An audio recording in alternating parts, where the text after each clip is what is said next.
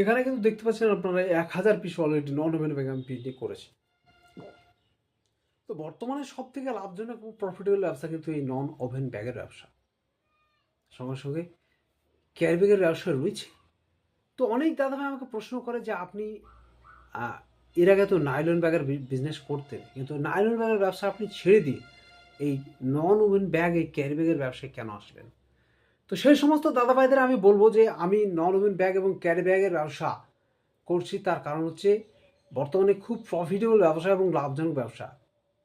তো নাইলন ব্যাগের ব্যবসা করলে কী হবে, নাইলন ব্যাগের ব্যবসা একটা দোকানে আপনি যদি যান, তো আপনাদের কাছ থেকে খুব বেশি নিলে 10 থেকে 20টা ব্যাগ নেবে।